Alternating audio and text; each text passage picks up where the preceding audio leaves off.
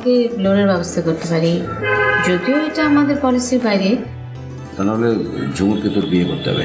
তোমার কাছে আমি শিখে নিব যে ব্যবহার কার সাথে কেমন করতে হয়। কোথায় গিয়েছিলে তো রাতে? কেন তোমার জন্য? টেনশনে আছেন? শুনেন, relax. Relax, so funny, relax. শুনেন, এই সময় আপনি যত রিল্যাক্সে থাকবেন আপনার জন্য তত ভালো, কাজটা একদম স্মুথলি হবে। এই যে আমাকে দেখেন, আপনার বিষয়টা আমার বিষয়টা মোটেও আর না। কিরকম? আপনি ধরা খেলে আপনার মনে আমাকে ঠাড়া একটা চটকানা মারবে হাইয়েস্ট, আর আমি যদি কোনো ঝামেলা করি আমাকে ডাইরেক্ট জেলে দিয়ে দিবে।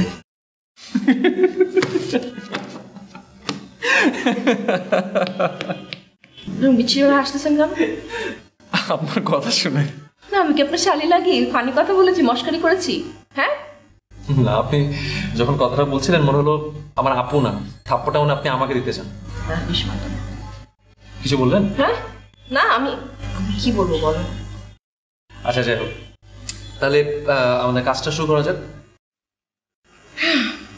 আমি আমার কাজ অলরেডি শুরু করে দিয়েছি। তাই নাকি? আমি আপনার বোনকে কল দিয়েছি। তারপর কি বললো? সরি, আমি না মিথ্যা বলেছি আপনাকে। আমি আসলে কল দিইনি, আমি SMS দিয়েছি। ভাই কল করার সাহস পাইনি, আমি কি করব? SMS করা ঠিক হয়নি। আপনি এখনই আপুকে একটা ফোন দেন। এখনই ফোন দেবো? হ্যাঁ ফোন দেন। আর নতুন ফোন নাকি? হ্যাঁ। বাহ, নতুন ফোন কিনে ফেললেন একদম। না, আমার একটা ফ্রেন্ড গিফট দিয়েছে। আচ্ছা ফোন দেন। ভালোই তো, একদম নতুন কম্বিনেশন, নতুন ফোন, নতুন প্রজেক্ট। দেরি করে লাভ নেই, ফোন দেন তাড়াতাড়ি ফোন দেন।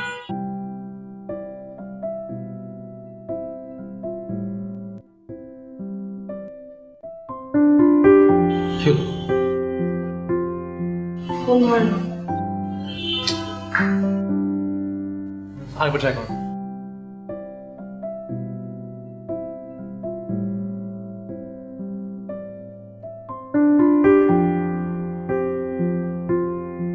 নাম্বার ঠিক আছে? হ্যাঁ ঠিক আছে, তার নিচে করে রাখো। নাম্বার তো ঠিকই আছে।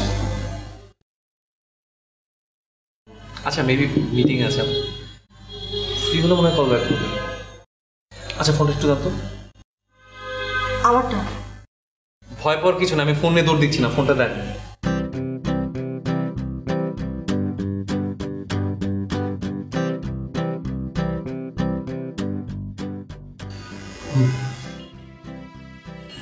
কি করলেন?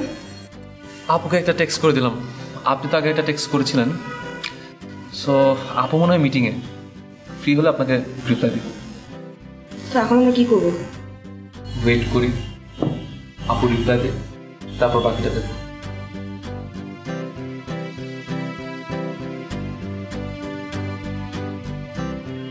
চিনি কম না?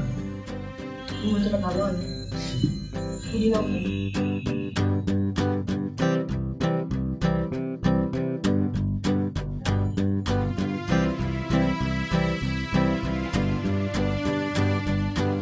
ভাবি, এই ভাবি, ভাবি, ভাবি কাজ করছে, আমাকে তো তাকে। ভাবি কই তুমি? কি এমন চিৎকার করছো কেন? কই থাকো তুমি? আমি তোমাকে চিৎকার করে ডাকতে ডাকতে গলা ব্যথা করে ফেললাম। আরে ভাই রান্না করেছিলাম। আচ্ছা রান্না করে কি করো সারাদিন তুমি? হাই, কি বলো রে এগুলা? রান্না করে কি করো মানে আমার কাজ আছে না? সেটা তো আছে। কি বলবা বলো, জলদি বলো। আচ্ছা একটু এদিকে আসো না। এদিকে যেতে পারবো না, অনেক কাজ, দুনিয়ার কাজ পড়ে আছে, সব শেষ করতে হবে। তোমার যা বলার জন্য এত প্যাকেট কিসের তোমার হাতে? সেটাই তো বলবো, তুমি একটু এদিকে আসো না। আই তুমি জুমুরের হাতে দাও। জুমুর নে তো। আমি তো চেয়েছিলাম, দিল না, বললো ভাবিকেই দিবে।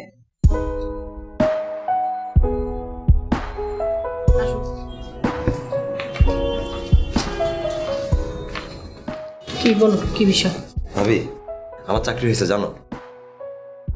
আরে আপনি তো আর আমাকে জানাননি, তারপর আমি জেনেছি আপনার ভাইয়া আমাকে জানিয়েছে। আরে আমি জানাইতেই চাইছিলাম, কিন্তু আসলে ভাইয়া এমন এক আনন্দের খবর দিল, আনন্দের আতিশয্য সব ভুলে গেছি। তো সেই আনন্দের ঝালটা কি তুমি ঝুমুরের উপর ছেড়েছ? বাদ দাও তো ভাবি, ভালো লাগতেছে না। এই দেখো না তোমার জন্য কি আনছি।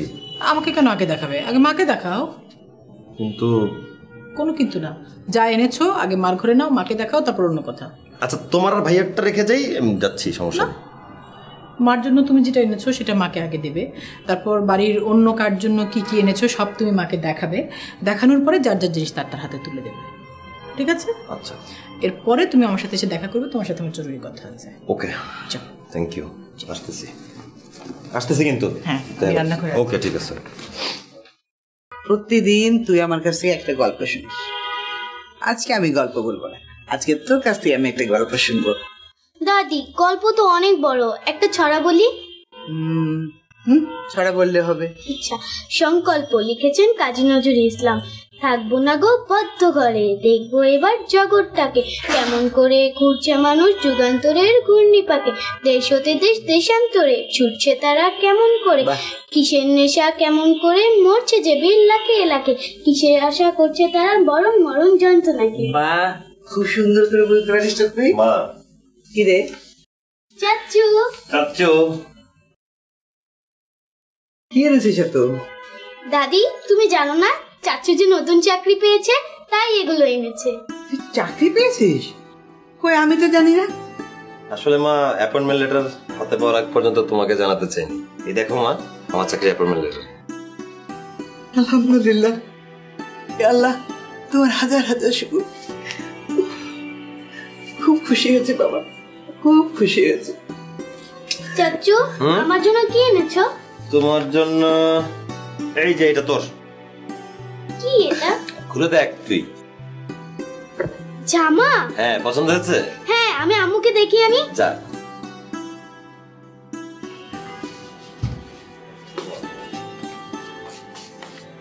মা, এই যে, এই শাড়িটা তোমার জন্য।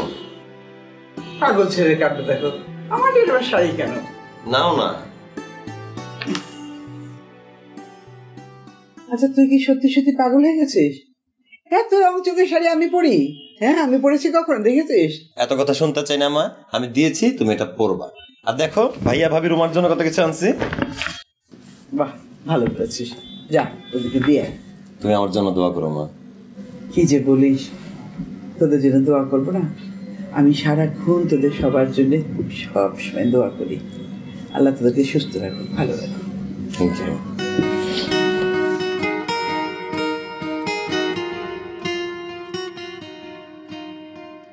আল্লাহ, তোমার কাছে লাখো লাখো শুকরিয়া আল্লাহ।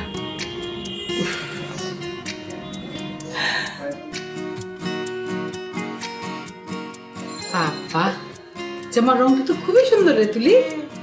তোর চাটা তো পছন্দ আছে, খুব সুন্দর। কাপড়টাও কি ভালো, দেখেছিস? এরপরে যেদিন তোর বন্ধুদের জন্মদিনের দাওয়াত থাকবে সেদিন এটা পরে যাবে, খুব সুন্দর লাগবে তোকে। আমি ভাজ করে রেখে দিই, ভাজ করে দিচ্ছি, তুমি আলমারিতে তুলে রেখে দেবে, ঠিক আছে? ভাবি, জামাটা খুব সুন্দর হয়েছে। থ্যাংক ইউ, এটা তোমার জন্য। ওমা, হ্যাঁ, তুমি তুমি কি করে জানলে যে এটা আমার পছন্দের রং? পছন্দ হয়েছে? খুব, ভীষণ পছন্দ হয়েছে রেহান। আল্লাহ, কি সুন্দর sari. Thank you so much. Welcome ভাবি। ভাবি, এটা ভাইয়ার জন্য। ভাইয়ার জন্য? সেটা আমাকে দিচ্ছ কেন? তুমি নিজের হাতে তোমার ভাইয়াকে দিবে। রেহান, দেখো আমার দিকে। আমি যখন তোমাদের এই ফ্যামিলিতে বউ হয়ে আসি তখন তোমরা ছোট। আমি কিন্তু কোনোদিন তোমাকে আর রুমাকে আমার দেব ননদ মনে করিনি। আমি মনে করিনি যে তোমরা আমার স্বামীর ভাই বোন। আমি মনে করেছি তোমরা দুজন আমার আপন ভাই বোন। আমিও তোমাদের সাথে সাথে বড় হয়েছি। সেই তোমরা আমার সামনে মুখ গোমরা করে, মুখ কালো করে হাঁটাহাঁটি করবা, আমি সেটা তাকিয়ে তাকিয়ে দেখবো। তাকাও, হাসো, দাঁত বের করে হাসো। গুড। আমার সাথে কথা হয়েছে? হয়েছে। ও ভালো কথা, ঝুমুরের জন্য কিছু এনেছো? তা তুমি আমাকে কি মনে করো ভাবি? একটা কথা শোনো, ঝুমুর সাথে খারাপ ব্যবহার করো না, ওর তো কোনো দোষ নেই। মানে যা ভাগ্যে আছে, যেটা হওয়া সেটা হবে, যখন হবে তখন দেখা যাবে, ঠিক আছে? এখন এসব নিয়ে এত কিছু চিন্তা করার দরকার নেই। এটা তুমি নিয়ে যাও, তোমার ভাইয়াকে তুমি নিজের হাতে দিবে। Thank you. You are most welcome.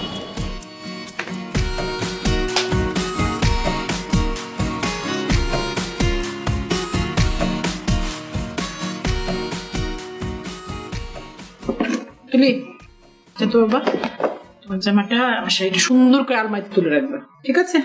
আমার শাড়িটা হ্যাঙ্গারে রাখবি।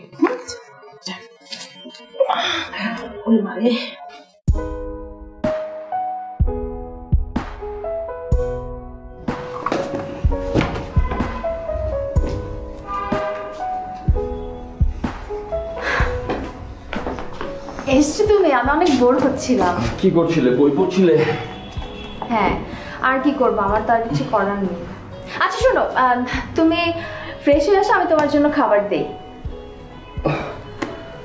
আমার অনেক টায়ার্ড লাগছে, আমি এখন পারবো না, সম্ভব না, একটু পরে।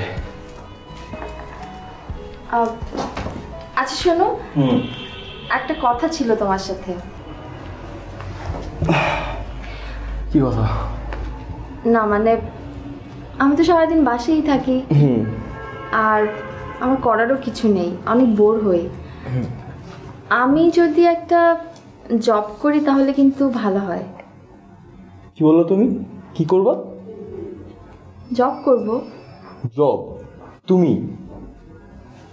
হ্যাঁ, আমি তো আমাদের ফ্যামিলির জন্যই বলছি।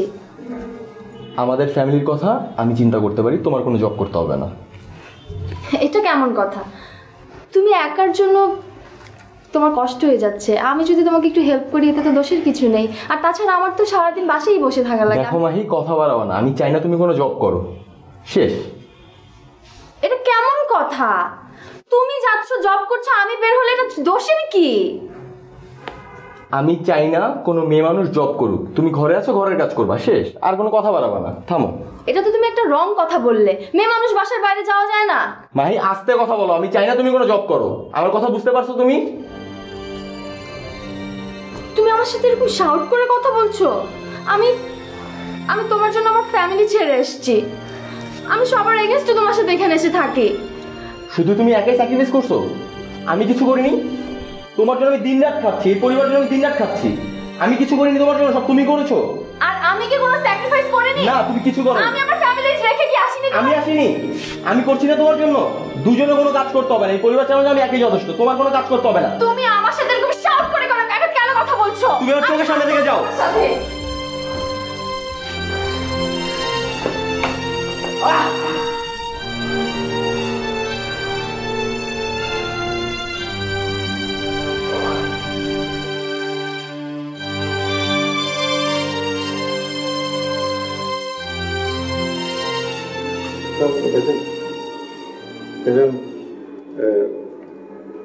খবর দেখবেন? তোমার খবর কি? ভালো। আচ্ছা, শিশিরের সাথে যে তুমি শাউট করে কথা বলো, এটা কি ঠিক? ভাইজান, আপনারা শিশিরকে আদর করেন, কিন্তু শিশিরকে তো শাসন করেন না ভাইজান। এই জন্য ওই যে ও কোথায় যায়, কি করে, সেসব ব্যাপারে আমি একটু খোঁজ খবর নেই ভাইজান। শোনো, জি, তুমি খবর নাও, অসুবিধা নেই, শাসন করো, তাও কোনো সমস্যা নেই। ও কিন্তু আমার খুব আদরের, আমি ওরে কেমনে বোঝাই তোমারে। এরকম যদি তোমরা করতে থাকো, ঠিক আছে, হয় তোমরা এই বাড়িতে থাকবা, না আমি এই বাড়িতে থাকবো ওরা নিয়ে। আরে শিশির হচ্ছে বাচ্চা, ওর বয়সী কতখানি হয়েছে, তাই না? ওই তো ভুল করবো, ওই তো অন্যায় করবো, ওই তো অপরাধ করবো, আমি তো করবো না। তুমি যদি অন্যায় অপরাধ করি মানুষ দেখে হাসবো করে। শোনো, শাসন করা ভালো, কিন্তু এরকম না, ওরে পাশে বসাবা, আদর যত্ন দিয়ে ওরে বুঝে বলবা, সেটার মধ্যে প্রেম থাকতে চাই, ভালোবাসা থাকতে চাই, জি ঠিকই বলছেন ভাইজান, ঠিক আছে। শোনো, আমি কথা বলার সময় তোমার সব সময় দেখি একইভাবে কথা বলো, জি ঠিকই বলছেন, এই সেই, আমি এগুলো পছন্দ করি না। আমি জানা শুনি না যে তুমি ওর সাথে খারাপ ব্যবহার করছো, এটা মাথায় রাখবা। আমার খুব খারাপ লাগছে বিষয়টা। আর হবে না ভাইজান।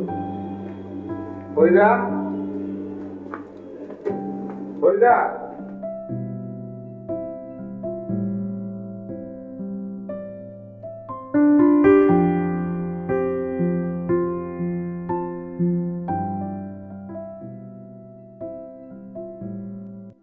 এই শুনছো? শুনছো? কি? হ্যাঁ হ্যাঁ, বলো বলো, কি বলছিলে, বলো বলো। আচ্ছা, তুমি যদি সারাদিন এই ল্যাপটপের মধ্যে মুখ বুজে থাকো তাহলে তুমি আমার কথা শুনবে কিভাবে? সরি সরি সরি, বলো। কি সরি কি? মানে এই সরির তো কোনো অর্থ হয় না।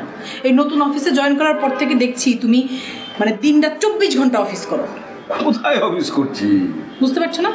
না, সকালে ঘুম থেকে উঠে তুমি অফিসে যাও, সারাদিন অফিসের কাজ করো, রাতে বাসায় ফেরো। রাতে বাসায় ফেরার পর থেকে ঘুমানোর আগ পর্যন্ত তুমি এই ল্যাপটপে কাজ করতে থাকো এবং সেটা অফিসের কাজ। তাহলে কি সারাক্ষণ অফিস করা হলো না তো কি হলো? আসছো কেন? ম্যাডাম, আপনি কিন্তু আগে বলতেন যে সংসারের খরচের জন্য কিছু বাড়তি টাকার প্রয়োজন। সংসারের খরচের জন্য বাড়তি টাকার অবশ্যই প্রয়োজন, কিন্তু সেটা সংসারের সুখ শান্তি নষ্ট করে না। কিন্তু আপনি যত উপরে উঠবেন অক্সিজেন তত কমতে থাকবে। খুব একটা জ্ঞান দিয়ে দিল আমাকে। যত বলবো তুমি কি রায়হানের সাথে কথা বলেছিলে? কি বিষয়ে? কি বিষয়ে মানে কি? ওই যে সালমা খালা। ও হ্যাঁ হ্যাঁ, ওর সাথে সমস্ত কথা হয়েছে। ওকে সব কিছু খুলে বলেছি যে আমাদের দুটো পথ খোলা আছে। এক হচ্ছে শেফালি খালাকে টাকা ফেরত দিয়ে দেয়, আর দ্বিতীয় হচ্ছে ঝুমুকে বিয়ে করা। কি বললো সব শুনে রায়হান? ও আমার কাছে কিছুদিন সময় চাইল। সময় দিয়ে কি হবে? 10 লাখ টাকা ও কোত্থেকে জোগাড় করবে? তাহলে ঝুমুকে বিয়ে করে দিল। এটা কেমন কথা বলো? আচ্ছা, অন্য কোনোভাবে ম্যানেজ করতে পারো না তুমি? মানে তুমি কোনোভাবে টাকাটা জোগাড় করতে পারো না? জোগাড় করা যায়। আমি আবারও 10 লাখ টাকা লোন করি, যেখানে চাকরি করছি সেখান থেকে। এইভাবে জোগাড় করা যায়। তাহলে তাই করো না। আর তুমি যদি তোমার অফিস থেকে টাকাটা নাও তাহলে তো আর তোমাকে একবারে 10 লাখ টাকা শোধ করতে হবে না। তুমি মাসে মাসে ভেঙে ভেঙে শোধ করবে, তোমার উপর তো অত প্রেশার করবে না। তুমি তাহলে তাই করো না। কিন্তু শোধটা তো করতে হবে আমাকে, তাই না? হ্যাঁ, তা তো করতে। তা তো আমি করবো না। মানে কি? বাবা মারা যাওয়ার পর এই সংসারের সমস্ত দায়িত্ব আমি নিয়েছি। আমি এদেরকে নিজ দায়িত্বে মানুষ করেছি। এখন তো আর আমি এত কিছু করতে পারবো না। এবার যার যার নিজের পায়ে দাঁড়াতে হবে। হ্যাঁ, মানে আমি জানি তুমি সংসারের জন্য অনেক করেছো। সংসারের সব দায়িত্ব এখন পর্যন্ত তুমিই পালন করছো। বাবা মারা যাওয়ার পর তুমি রায়হান, রুমা ওদের পড়ালেখা করিয়েছো, ওদের মানুষ করছো। কিন্তু এখন তুমি যেভাবে কথা বলছো না, এই কথাটা আমার নিজেরই কানে লাগছে। মানে অনেক নিষ্ঠুরের মতো কথা বলছো তুমি। এইভাবে কথা বলো না। লাগলে আমার কিচ্ছু করবার নাই। আমি তো বলছি যে ওরা যদি বিপদে পড়ে তাহলে আমি ওদের পাশে আছি। কিন্তু তাই বলে আমি এরকম টেনে যাব, এটা তো আমি পারবো না। নিজের পায়ে দাঁড়াতে হবে। প্রত্যেকের দায়িত্ব আছে, সে দায়িত্ব তার পালন করতে হবে। তুমি এমন কেন করছো আমি বুঝতে পারছি না। তুমি একবার ভাববে না যে রায়হান এতগুলো টাকা কোত্থেকে জোগাড় করবে, কিভাবে জোগাড় করবে? কিন্তু পুরোটা দিতে বলিনি, অর্ধেক দিতে বলেছি, বাকি অর্ধেক আমি দেবো। তো সে অর্ধেক কি কম নাকি? অর্ধেক মানে ওকে 5 লাখ টাকা। তো 5 লাখ টাকা ও কই পাবে বলো তো? মাত্র চাকরিতে জয়েন করেছে। আমি কি জানি? আমার একদম ভালো লাগলো না তোমার একদম ভালো লাগলো। আমি জানি না আসলে রায়হান কি করবে, কি হবে, আমি কিছুই জানি না। ভালো লাগছে না একদমই। ভাই আসবো? আসো আসো আসো,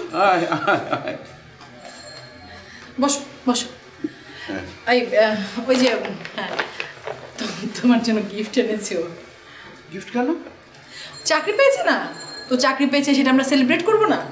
আমরা তো সবাই ওর কাছে গিফট পাই, এটা তো আমাদের পাওয়া না।